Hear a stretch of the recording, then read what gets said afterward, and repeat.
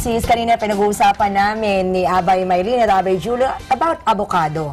Ito kasi yon, maraming reason bakit ba tayo dapat kumain ng avocado araw-araw. Narito ang 5 dahilan o rason kung bakit kailangan kumain tayo ng avocado. Ito yung isa. Avocados will not make you fat. Ay, nakakataba daw, sabi nila. ako hindi ako tataba. Pero ang sinasabi nga, sabi mo, Ay, hindi ka tataba. Kaya kung nangangamba ka na tataba ka, o sobrang bibigat ka sa timbang, mas mangangamba ka nga kung pagkakain ka ng mga foods na eto katulad ng chips, soda, white bread, at iba pa. Tataba ka raw doon. Dahil yun ang mga nakapagpatik. Yun. Mas mataas ang content ng fat doon.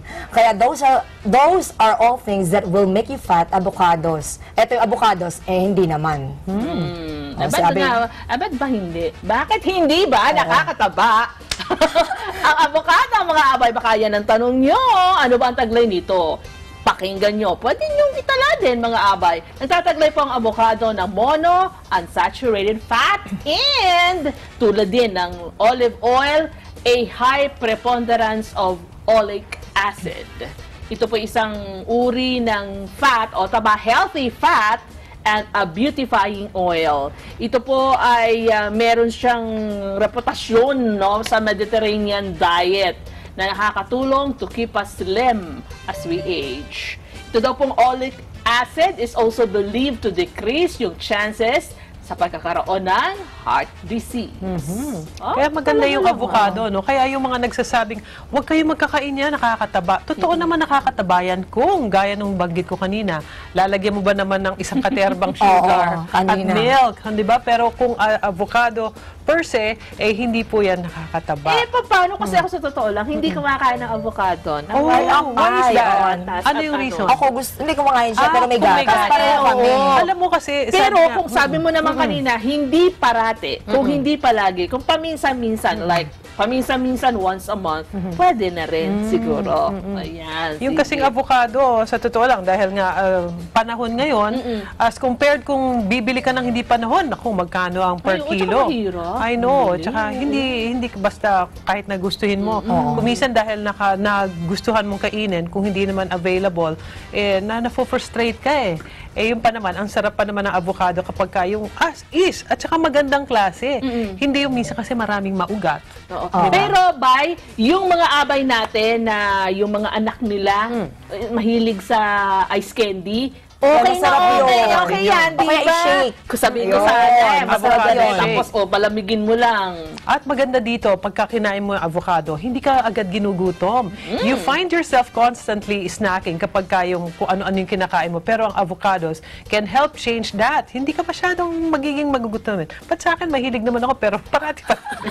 Sa iba naman yun. So, ibig sabihin, dagdagan ko pa yung kinakain ng avocado. Para hindi ka maging, kasi talaga yatang magana itong abay niya. Magana kang kumain. Dapat pala ako sumama sa'yo. Oo nga, Para ako naman dapat sumama sa'yo para naman hindi ako masyadong makakain. Ay, gano'n? Gano'n yun. Hindi, magko-compliment yun lang yun. Pero totoo lang, alam niyo ba na sa pag-aaral, ipinapakita na yung ating mga kinakain that includes itong avocado and other healthy fats cause you feel full. Di ba? Parang, ito yung avocado nga, talaga mabubusog ka agad. And taking away the need to eat more. At pangatlo, it is also packed with nutrients. Well, para doon sa mga nag-uumpisa pa lang, there are typically over 14 minerals na kasama ang avocado. Meron kasi siyang amino acid. Iisa-isahin natin yan. Yung protein, yung soluble fiber, vitamins B, C, and E. Ilan lamang yan na pagka kumain tayo niyan, actually makikita nyo sa inyong balat, no? Nagiging mas supple siya kesa hindi ka kumakain ng avocado at all. Daming yan taglay na nutrients, mga ba, na binanggit isa-isa. At ang isa doon, fiber. Tama, tsaka pag constipated ka, o di mag-avocado. Isa pang rason kung bakit okay na kasama sa ating meal ang avocado. They can be used to turn ordinary meals into wonderful meals. So anong gagawin nyo? Mash up some avocados and boom, you've got guacamole. You can place avocados daw doon sa top of almost any food. Pwede nga ito sa salad gawin mo yun. Diba? Ilagay mo siya sa vegetable salad, ilagay mo sa ibabaw. Ay, ang sarap. Yung baong ko ngayon, actually, hindi ko pa nakakain. Pwede ko i-share sa inyo. Yung oatmeal na nilagyan ko avocado, tsaka may raisins on top. Kasi yun ang parang pinaka-sugar na. Ayan. Kasi yung raisin, medyo matamis yan di ba? As compared to kung ano man yung ilalagay mo ng mga pampatamis dyan. Alam nyo, mga abay, hindi lang po sangkatutak na nutrients o sustansya ang taglay ng avocados. At ito po ay very delicious. Makakabenepisyo din tayo in the long run. Those healthy fats will help keep your blood sugar levels in check.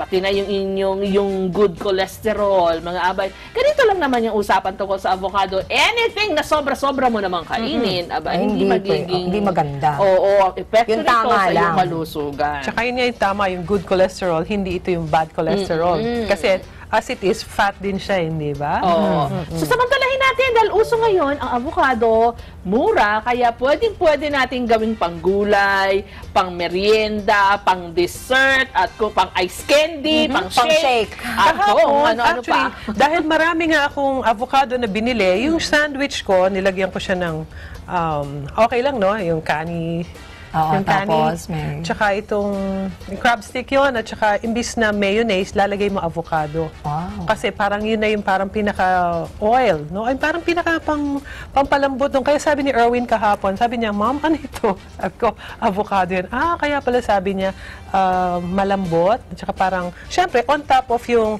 lechugas, para mas, masarap kainin. Yan. Parang gusto ko tuloy kumain avocado ngayon. Bili na tayo. Now Kasi na. marami naman yan na talagang napapanahon. At ang maganda dyan, marami pang nutrients. Di ba?